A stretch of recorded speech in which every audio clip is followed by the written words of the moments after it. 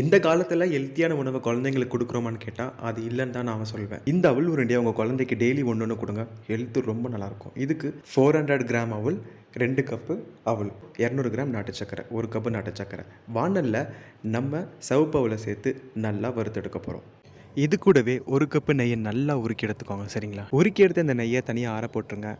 வறுத்தெடுத்த சிவப்பு அவல மிக்ஸியில சேர்த்து கூடவே 3 ஏலக்காவையும் சேர்த்து நல்லா பொடியா அரைச்சு எடுத்துப்போம். அரைச்செடுத்த பிறகு என்ன உருண்டைய புடிச்சு எடுத்துற வேண்டியதுதான்.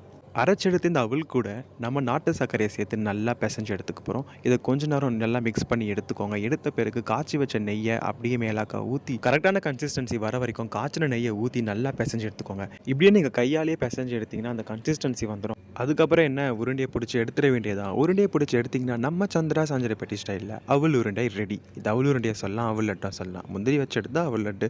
மறக்காம இத ட்ரை பண்ணி பார்த்து இந்த ஹெல்த்தி ரெசிபி எப்படி வந்திருக்குன்னு கமெண்ட்ஸ்ல சொல்லுங்க.